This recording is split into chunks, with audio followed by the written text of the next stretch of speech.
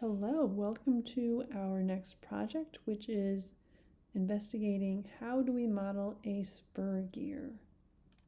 We are going to take a look at how to build an assembly that includes gears that enmesh properly and have an appropriate gear ratio.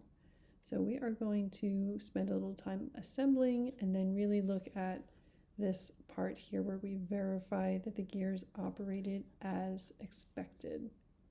Our ultimate result will look something like this. It's a little bit like the pulley mechanism that we did in our last project. We're going to have our beam, our two shafts, and this time instead of pulleys, we have gears on the shafts. So why don't we go ahead and get to work in Onshape. So I actually opened my last project, which was the pulley mechanism, and I'm going to copy that workspace. You can do this too. And I'm going to call it Task 78, Spur Gear with my name. And I will put it in my classwork folder. You can do the same.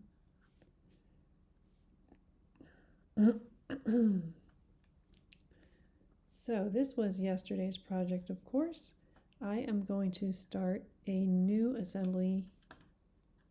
And before I do, actually, I want to make sure we do something we didn't do yesterday, which was putting our name on our work. So what we need to find is our 1x8 beam. You can kind of check through. These look like we have the shafts here. We have a plate, we have our pulleys. We have a gear. So I'm looking for the 1x8 beam. I think it's here, right. And I'm going to go ahead and sketch my name on it. And that way I'll have my name on all of the assemblies that I build using this part. So let me look directly in the front.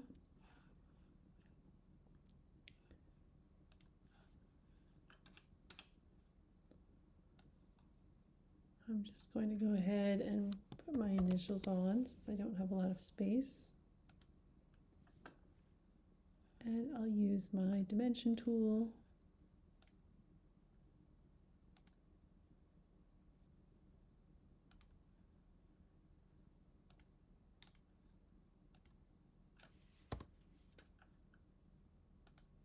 I'm pretty happy with these dimensions.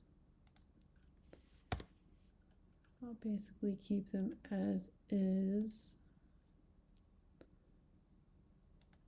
because I want to get to our project. So I can accept here, extrude. I'll make it a remove. I'm going to only have it go in about 0.01 inches, not much at all.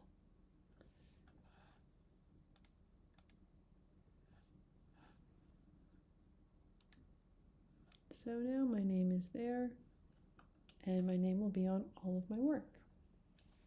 Great. So now let's go ahead and create a new assembly. I'm going to rename my tab Spur Gear.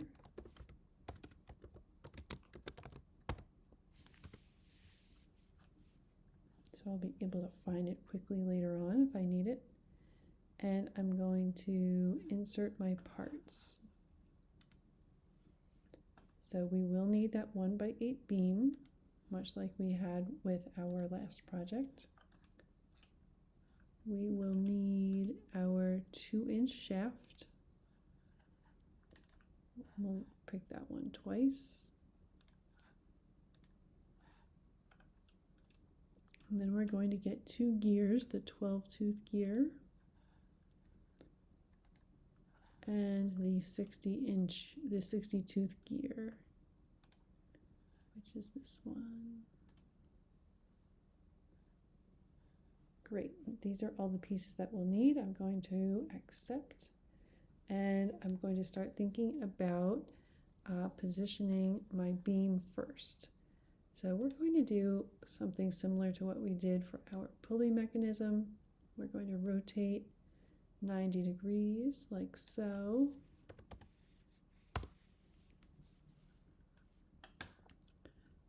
Because we want to have clear access to these holes, and also this is what our goal looks like, right? We kind of have that orientation. We also want to, I'm going to center on the origin, and I'm going to fix this beam in place so that it will not move anymore. Everything else will be fastened to it. Next, we're going to start fastening our gears to our axles here. So I'm going to use the fastened mate, and I'm going to click on, let me get access to this, a better view of this gear. I'm going to just hover over the flat face surrounding the opening in the middle of the gear. I'm going to hold down the shift key and click on the center of that opening. Then I'm going to zoom out a little bit and find one of the shafts.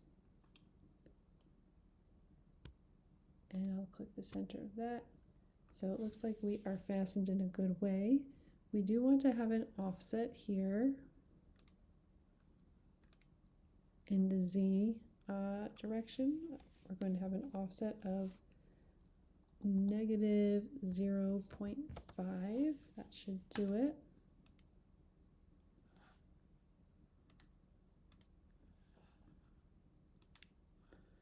So that gets our gear about a third of the way down our shaft.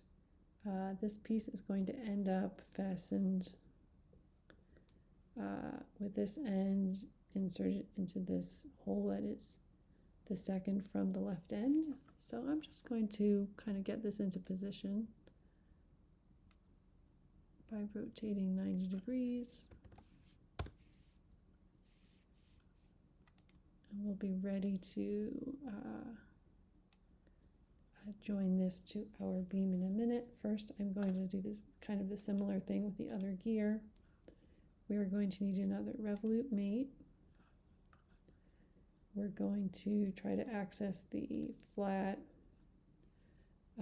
face around the opening of the gear. And once I get that flat face, just like this, and I see all of these possible joining points highlighted, I'm going to hold down my shift key and then click on the center of the opening.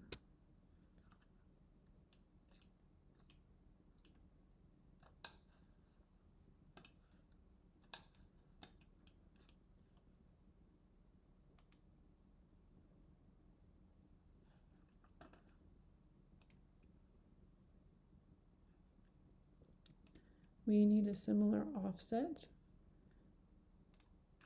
just like we did with our last gear. We'll make it negative 0.5.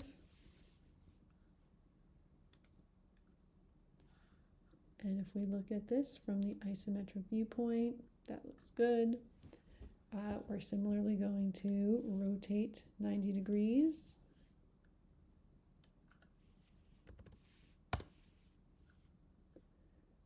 And we'll bring this piece over to this area where we're going to be working. So next, we are going to use the revolute mate to insert the shaft into the hole. Because it is a revolute mate, this shaft will be able to turn inside the hole, which makes sense because this is a circular opening. So let's get the revolute mate. We are going to click on the center of one end of the shaft. And then we want to click on the center of one of the holes here.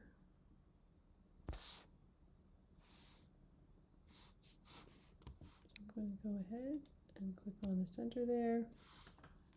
And again, we are going to have an offset. This time the offset should be 1 inch.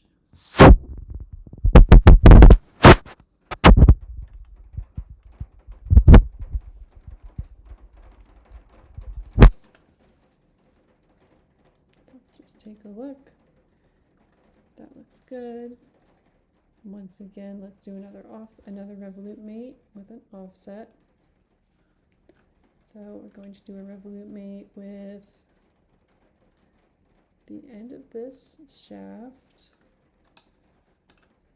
And then this one is going to be the 4th hole from the right. So let me count down. 1, 2, 3, 4.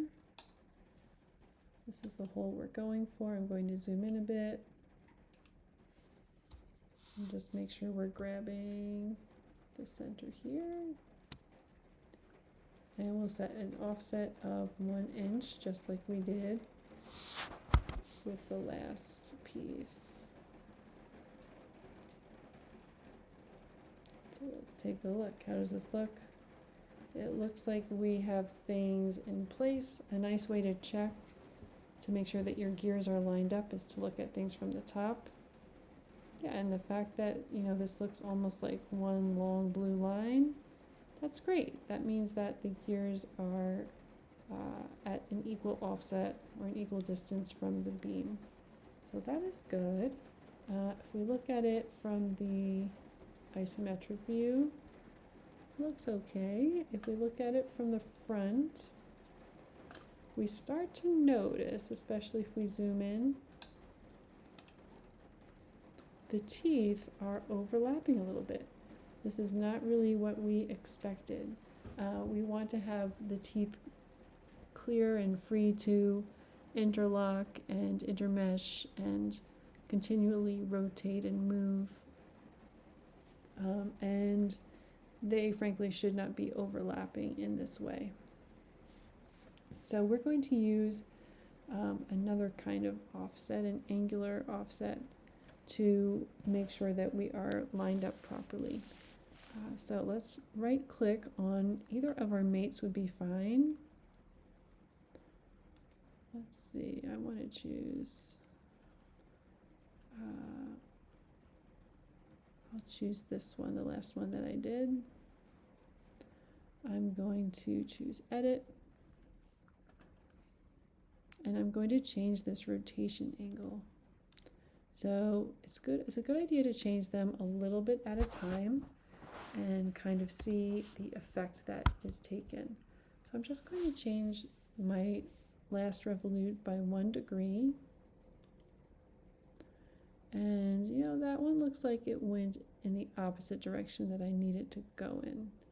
So let me change this. If I want to go in the opposite direction, how about -1? Whoops, wait a minute. That should be 1 inch. This should be -1.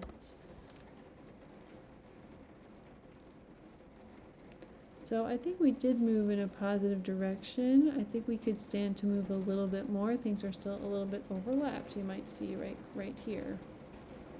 So we can again edit.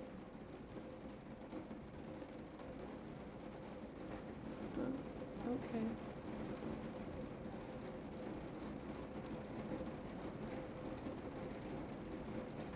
And I'm going to change that -1 to a -2. I'm using DEG, which is short for degrees. If I green check and accept, well, this is looking pretty good. I would say they're overlapping. Almost looks like a little bit. What I think this is looking actually probably about as good as it's going to get. So we have our rotation angle in effect. This is looking like a good gear assembly. The last thing that we're going to do is use the gear relation. That's going to help us with the movement. So the gear relation is asking which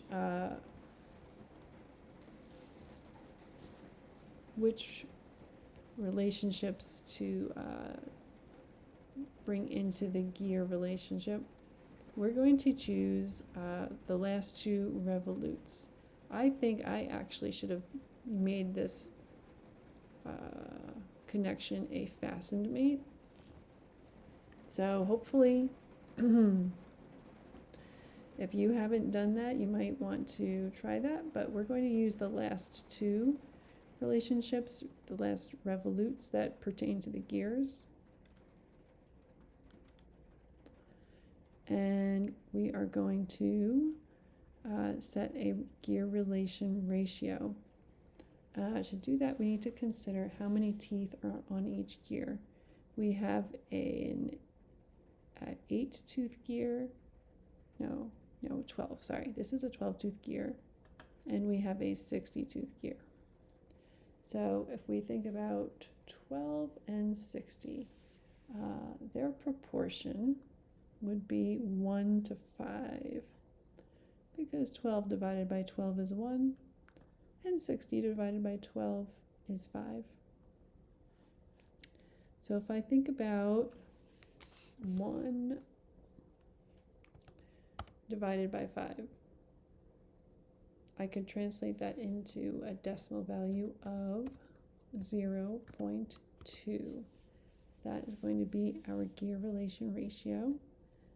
Let's go ahead and try that out. If we start animating one of our revolute mates, we're going to take a look at how the motion view is looking. I'm going to go for a loop so that it never stops moving. And I'm going to increase the steps so that things are not super fast.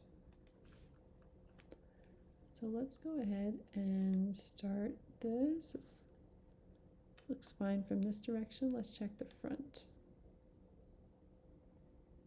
I think that's looking good. And you may remember when you have a larger gear, it's going to turn a little bit more slowly than the small gear would need to turn in order for them both to stay on pace and be moving, kind of covering the same amount of distance. They need to have different speeds. So the smaller gear is turning faster, the larger gear is turning more slowly. So if you have created your gear assembly and you've tested your animation and everything is looking good, that's great. Good job sticking with this project. Good luck. Please let me know if you have any questions.